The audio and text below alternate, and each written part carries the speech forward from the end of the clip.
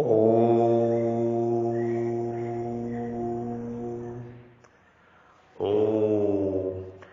मौन वह तप है जो हमें आध्यात्मिक पथ पर ले जाता है। हमारी समृद्धि आध्यात्मिक विरासत वैदिक और दर्शनिक ग्रंथों में मनुष्य जीवन को आनंदमय बनाने के लिए अनेक प्रकार की पद्धतियों का वर्णन है। सभी क्रियाओं का मूल उद्देश्य मनुष्य की आंतरिक सात्विकता प्रदान करना है ताकि वह प्रभु उपासना के पथ पर अग्रसर हो सके। मौन भी एक आंतरिक साधना है जो मनुष्य को आध्यात्मिक पथ की ओर अग्रसर करती है। मौन को हमारे दार्शनिक ग्रंथों में तप की श्रेणी में रखा गया है। इसका सामान्य अर्थ है चुप रहना, पर साधना के मार्ग पर मौन का अर्थ बड़ा व्यापक माना गया है। वाणी को विराम देकर मन में निरंतर प्रभु का चिंतन मनन करना ही सच्चा मौन व्रत है। हमारे मन को अत्यंत चंचल माना गया है। सभी विचारों से इसे रोक लेना ही महा मौन है।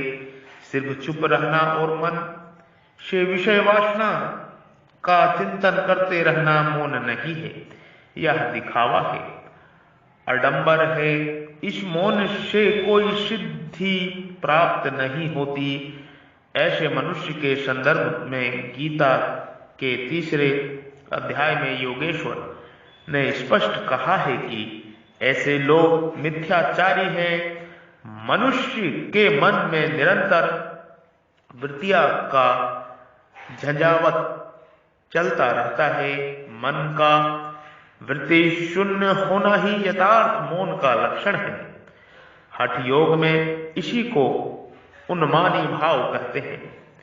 योग दर्शन में बताया गया है कि मौन में ही आंतरिक शक्तियों का जागरण होता है। मौन में एकाग्रता और स्मरण शक्ति में वृद्धि होती है। इससे ही इच्छा शक्ति और मनोबल अत्यंत प्रभावशाली बनता है। हमारे ग्रंथों में मौन को अनेक गुणों से बना हुआ कल्पवृक्ष माना गया है। इसे साधना के बीज पर निर्माण करने वाला कहा गया है। साधना के बीज का निर्माण करने वाला कहा गया है। मौन के साथ यदि निराहार उपवास किया जाए तो वह और अधिक प्रभावशाली होता है। मौन मनुष्य की आंतरिक चेतना को सात्विकता प्रदान करता है। मौन से गंभीर प्रश्न और सिद्धांत सहजता से हल हो जाते हैं। बड़े बड़े शास्त्रियों के बारे में देखा जाए तो वे अपने मन को एक ही जगह केंद्रित कर योग की मदद से नए सिद्धांत खोज निकालते हैं। मौन की साधना से वाक सिद्धि की भी प्राप्ति होती है। मौन चिंता, तनाव और मानसिकता अशांति को दूर करके मानसिक पटल को पवित्र कर देता है।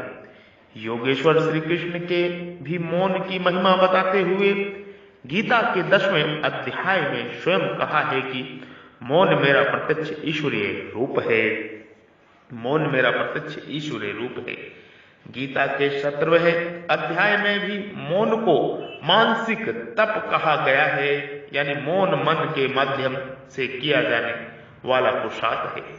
हमारा ग्रंथों में बताया गया है कि जल में से शरीर की, विचार से मन की, जल से शरीर की, विचार से मन की, दान से धन की और सत्य से वाणी की जितनी शुद्धि होती है उससे अधिक शुद्धि संपूर्ण शरीर की मौन साधना से होती है।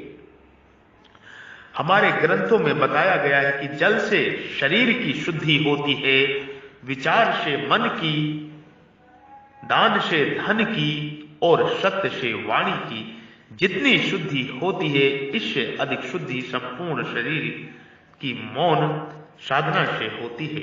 यह संपूर्ण रूपेण वैज्ञानिक है कि अत्यधिक अर्थहीन वार्तालाप से हमारे शरीर की आंतरिक ऊर्जा की हानि होती है। इसी ऊर्जा को प्रत्येक व्यक्ति मौन के माध्यम से बचा सकता है। अपनी मानसिक भूमि को सात्विक बना सकता है। स्वयं प्रतिदिन की दिनचर्या में हम कुछ समय मौन रखकर अपनी आंतरिक शक्तियों को प्रकृत करके स्वयं मौन की महिमा का अनुभव कर सकते हैं। ऋषि मुनियों ने मौन को आनंद प्राप्ति का प्रवेश द्वार माना है। इससे चेतना की परतें खुल जाती हैं।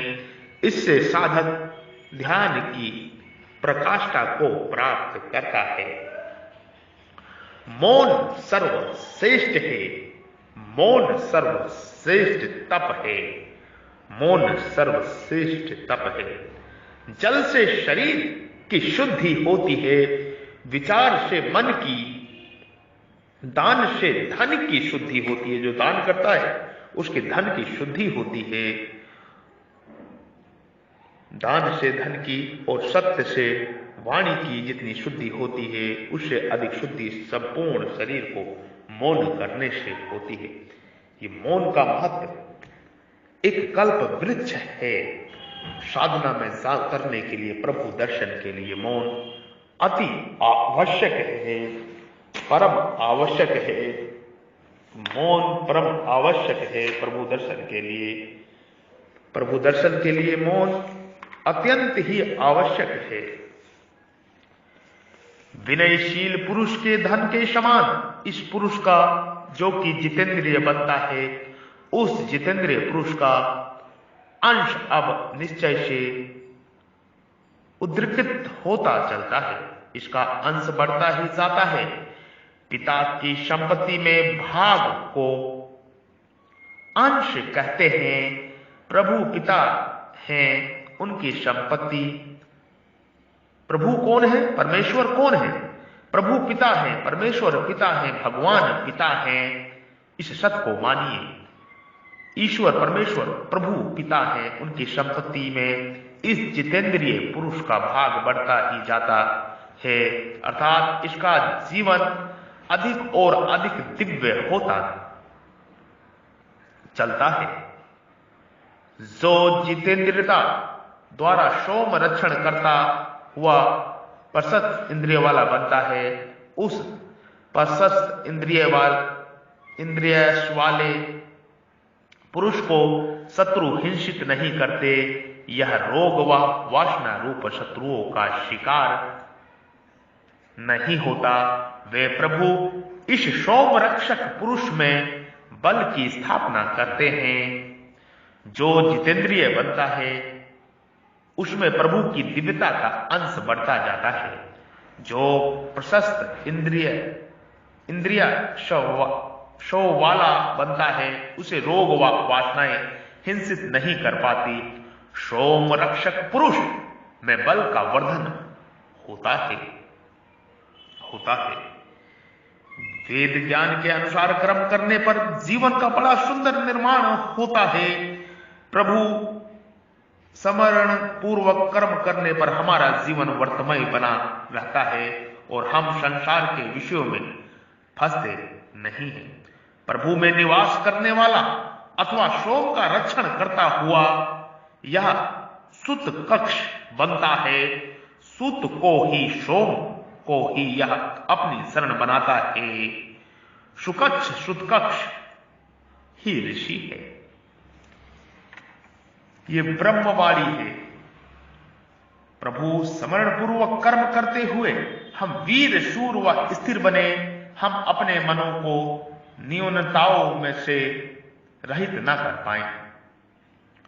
लोकहित के कर्मों में ऐश्वर्य का विनियोग करने वाले ही प्रभु से ऐश्वर्य को प्राप्त करते हैं। प्रभु इन्हीं के साथी मित्र होते हैं।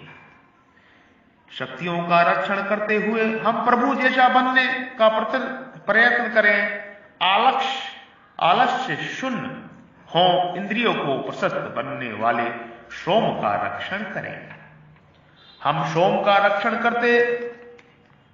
करके उस वेदवाणी को प्राप्त करने के पात्र बनते हैं जो विविध विज्ञानों को प्राप्त कराती हुई शरीर मन व बुद्धि के उत्कर्ष को प्राप्त कराती है। प्रभु की सब विभूतियां ज्ञानी पुरुष के लिए रक्षण का साधन बन जाती हैं।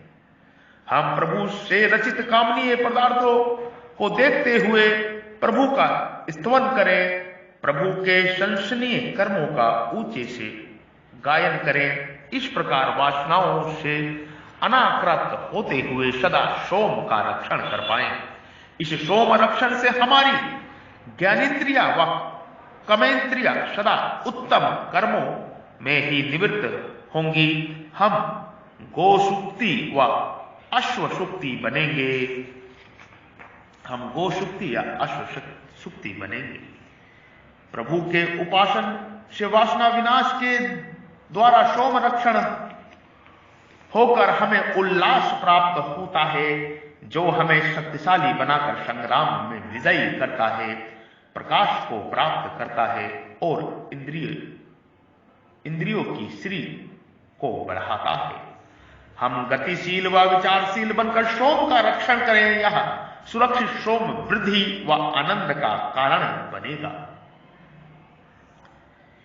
जिस सोमपान जनित मद से आप गतिशील व्यक्ति के लिए और विचारशील व्यक्ति के लिए ज्योतियों को प्राप्त कराते हैं, इस वृद्धि के कारणभूत सोम का विशेष रूप से दीपन करते हैं। इस सोम से दीपन से ही आप इन जीवों को आनंदित करते हैं। सोम रक्षण के लिए आवश्यक है कि हम आयु बने, मनु बने, उत्तम कर्मों में लगे रहना और स्वाध्यायशील होना ही हमें सोम रक्षण के योग्य बनाता है। यह रक्षित सोम ही सब वृद्धियों का कारण बनता है। यही जीवन में आनंद का भी हेतु होता है। हम गतिशील व विचारशील बनकर सोम का रक्षण करें। यह सुरक्षित सोम वृद्धि व आनंद का कारण बनेगा। हे प्रभु, आपके द्वारा जिसकी व्यवस्था की गई है, उस सोम के रक्षण से उत्पन्न उल्लास की हम प्रशंसा करते हैं। यह मद हमें शक्तिशाली बनाने वाला है, संग्रामों में शत्रुओं का पराभव करने वाला है और निश्चय से यह मद हमारे जीवनों में प्रकाश करने वाला है। लोक आलोक है आदरणीय प्रभु, यह मद उल्लासजनक सोम ही इंद्रियों की श्री का कारण होता है एवं इंद्रियां इसी से दीप्त होती व शक्ति प्राप्त करती है। हे प्रभु, आज भी पहले की भांति इस सृष्टि में भी उसी प्रकार जैसा कि पूर्व सृष्टि में स्तोता लोग आपके उस सोम पान जनित बल व उल्लास का स्तवन करते हैं। यह सोम रक्षण जनित मद वस्तु प्रशंसितम है। यही सब वृद्धियों व उन्नतियों का मूल है। हे प्रभु, आप हमारे लिए प्रतिदिन रेत कण रूप जलों का विजय कीजिए। ये रेत कण रूप जल ही हमारे जीवनों में धर्म को वर्षों ही भगवान धर्म रक्षण करने वाले, वे ही हमें शक्तिशाली बनाते हैं। वर्षों ही भगवान धर्म प्रभु ने सोम रक्षण से उत्पन्न तो होने वाले बल व मद की अद्भुत ही व्यवस्था की है। प्रभु के अनुग्रह से हम इन रेत कण रूप जलों का विजय करें। ये रेत कण रूप जल ही सब शक्तिशाली पुरुषों में रक्षणीय है। ये ही हमारे जीवनों में धर्म का रक्षण करता है। उस बहुतों से पुकारे जाने वाले, खूब ही स्तुति किए जाने वाले प्रभु का ही प्रातः साय गुणगान करो। यह प्रभु का गुणगानवाद ही असुर वृत्तियों को दूर भगाने का साधन बनता है। उस महान सर्वशक्तिमान परम ऐश्वर्यशाली प्रभु को ही ज्ञान पूर्वक उच्चारित स्तुति वाणियों से पूजित करो। प्रभु पूजन ही तो हमें शत्रुओं के आक्रमण से बचाता है। हम प्रभु के गुणों का गायन करें, प्रभु का पूजन करें। यह गायन व पूजन ही हमें महान, शक्तिमान व ऐश्वर्यवान बनाएगा। जिस ज्ञान शक्ति दोनों दृष्टिकोणों से बड़े हुए प्रभु का महान बल धावा पृथ्वी की का धारण करता है, वो प्रभु ही अपने वीर व सामर्थ्य से पर्वतों को, खेतों को, जलों को तथा प्रकाश को धारण करते हैं। वस्तु तो प्रभु ही सबका धारण करने वाले हैं। सर्वज्ञ व सर्वशक्तिमान होने से वे प्रभु सब लोक लोकांतरों व भूतों का ठीक से धारण कर रहे हैं। प्रभु का उपासक भी ज्ञान व शक्ति को बढ़ाता हुआ अपने जीवन में मस्तिष्क व शरीर दोनों को सुंदरता से धारित करता है। वे सर्वज्ञ व सर्वशक्तिमान प्रभु अपने सामर्थ्य से सारे ब्रह्मांड का धारण कर रहे हैं। हे बहुत से मनुष्यों से स्तुत प्रभु, वे आप सारे ब्रह्मांड के शासक हैं। बिना किसी अन्य की सहायता के अकेले ही ज्ञान की आवरणभूत वासनाओं को नष्ट करते हैं। हे शत्रुओं का वितरण करने वाले प्रभु, आप वासनाओं का विनष्ट करके हमारे लिए विजय के साधनभूत बलों का और श्रवणीय ज्ञानों को देने के लिए होते हैं। हम प्रभु का ही स्तवन करें। प्रभु हमारी वासनाओं को विनष्ट करके हमारे लिए जैत्र बल व श्रवणीय ज्ञान को प्राप्त कराते हैं। प्रभु स्तवन के द्वारा जैत्र बल व श्रवणीय ज्ञान को प्राप्त करके अपना उत्तम भरण करने वाले सोमभरी मंत्रों का ऋषि हैं। ऋषि निर्भेद मनुष्यों के संपर्क में चलने वाला, सबके साथ उन्नति की करना वाले तथा ऋषि गोसुक्ति व अश्वसुक्ति है। ज्ञानेन्द्रिय व कामेंद्रिय का उत्तम प्रयोग करने वाले शोभरी प्रार्थना करते हैं। ये ब्रह्म ज्ञान है, ये महान ज्ञान है, ये मोक्ष मुक्ति का ज्ञान है, ये स्वयं के स्वरूप में स्वयं का दर्शन का ज्ञान है, ये ब्रह्म ज्ञान है, ये प्रभु के दर्शन का ज्ञान है, ये ब्रह्मवाणी है। 1008 शिवालयों की स्थापना हो रही है समस्त विश्व में। सभी मनुष्य, सभी जीव इसमें सहयोग करें और मोक्ष मुक्ति को प्रदान करें, मोक्ष मुक्ति की ओर आगे बढ़े। यही सच्ची सफलता है, यही सच्चा प्रभु की ओर बढ़ने का तत्व ज्ञान है, आत्म ज्ञान है। आत्म साक्षात प्रभु को आत्म साक्षात करने की विधि है। ओम वसुदेव सुतम देवम कंस चाडूर मर्दनम देवकी परमानंदनम कृष्णम वंदे जगद्गुरु जगद्गुरु जगद्गुरु। ओम उग्रवीर महाविष्णु जलवंत सतोमुखम नरसिंह भीषण वाद्य मृत्यु मृत्यु नमः। आप सभी सनातन धर्म के प्रचार प्रसार में साथ आए, साथ दें, तन मन धन से। हम सनातन धर्म के प्रचार प्रसार कर रहे हैं ताकि समस्त मनुष्य का कल्याण हो। गाय, गंगा, यात्री, जल, जंगल और जमीन, प्रकृति, जीव, परमात्मा की सेवा कर सकें। समस्त जीव को इसका साथ देना चाहिए।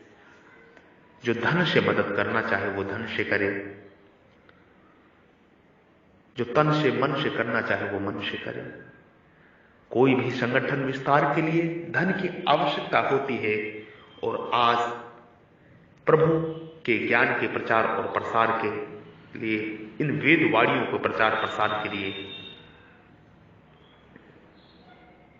1008 शिवालयों की स्थापना करने के लिए, भगवान शिव का ज्योतिर्लिंग शिवालय स्थापित करने के लिए शिवलिंगम धन की परम आवश्यक है। हम चाहते हैं बड़े बड़े सेठ, बड़े बड़े उद्योगपति, बड़े बड़े कुबेरपति इसमें साथ दें, हमारा सहयोग करें, मदद करें। धन की शुद्धि दान से होती है। धन की शुद्धि, जो धन की शुद्धि होती है वो दान से ही होती है। शरीर की शुद्धि जल से होती है। इस सत्य को जानिए वो समस्त शुद्धियां मौन से होती है, सर्वश्रेष्ठ मौन से होती है। 1008 शिवालय की स्थापना की सौगंध संकल्प हो चुका है। प्रभु इस संकल्प को वर्तमान काल में ही पूर्ण कर रहे हैं। प्रभु ही वर्तमान काल है, प्रभु ही वर्तमान काल है। प्रभु इन समस्त संकल्पों को वर्तमान काल में पूर्ण कर रहे हैं। प्रभु वर्तमान काल है, प्रभु वर्तमान काल है। प्रभु अपने ज्ञान के कारण महान है। वे एक पूर्ण सृष्टि का निर्माण करते हैं। अपनी महिमा से देवों के अंदर प्राण शक्ति का संचार करते हैं और उन्हें हितकर प्रेरणा देते हैं। प्रभु एक व्यापक अहिंसक ज्योति है। इन विभु अदाभय ज्योति की ओर चलने वाला मेध्यातिथि अगले सूतक प्रथम 2 मंत्रों के ऋषि हैं। पवित्र जीवन वाला वशिष्ठ तीसरे चौथे मंत्र के ऋषि हैं। संपूर्ण जगत को उत्पन्न करने वाले प्रभु सूर्य हैं। अंत में सारे ब्रह्मांड की अपने अंदर ले लेने वाले प्रभु आदित्य हैं। उस महान प्रभु की महिमा का हम सदा गायन करें। उस महान प्रभु की महिमा का हम सदा गायन करें। हे संपूर्ण जगत के उत्पादक प्रभु, आप सचमुच महान हैं। हे प्रलय के समय संपूर्ण ब्रह्मांड को अपने अंदर ले लेने वाले अदानाथ प्रभु, आप सचमुच पूजनीय हैं। महान होते हुए आपकी महानता हमसे स्तुति होती है। हम आपकी महिमा का गायन करते हैं। हे सब कुछ देने वाले, ज्ञान दीप्त व उपासकों को दीप्त करने वाले प्रभु, आप सचमुच ही महान है, महान है, महान है, महान है, महान है, महान है। वसुओं के दाता प्रभु, हम स्तुवन करें। प्रभु स्तुता की कामना की पूर्ण करते हैं और उसके मन को दान के लिए प्रेरित करते हैं। श्रम से पसीने से तरबतर होकर हम धनों को कमाएं और उन्हें अपने अपने भाग के अनुसार बांटकर खाने वाले बने। ज्ञान और शक्ति को प्राप्त करके मानव हित में तत्पर नरह मेघ अगले सूतक में प्रथम 2 मंत्रों में ऋषि हैं। इसी उद्देश्य से श्वास का पूर्ण ध्यान करने वाले जमदग्नि, जमत अग्नि, जिसकी जठर अग्नि मंद नहीं, तीसरे व चौथे मंत्र के ऋषि हैं। ये ब्रह्म ज्ञान है, ये महान ज्ञान है, ये सत्य का ज्ञान है, ये सनातन वैदिक राष्ट्र के निर्माण का ज्ञान है। सनातन वैदिक राष्ट्र विश्व का निर्माण हो रहा है। सनातन वैदिक विश्व राष्ट्र निर्माण हो रहा है। आप सभी धन कुबेर, आप सभी उद्योगपति, समस्त जीव मदद करें, तन से, मन से, धन से इस सत्य सनातन प्रचार प्रसार में मदद करें। मैं ब्रह्म ऋषि, महर्षि बद्री विशाल योगी श्री आपके हृदय रूपी मंदिर में विराजमान परब्रह्म परमेश्वर ईश्वर को प्रणाम करता हूं, नमस्कार करता हूं, जो हृदय रूपी मंदिर में प्रभु परम परम प्रकाश आपके हृदय रूपी गुहा में विराजमान है। उस परमेश्वर को, प्रभु को, भगवान को प्रणाम करता हूं। कृपा वो महादेव, वो देवदेव, सर्व शक्तिमान आदि नारायण प्रभु मेरा नमन प्रणाम स्वीकार करें, जो आपके हृदय रूपी मंदिर में है, जो हमारे हृदय रूपी मंदिर में है।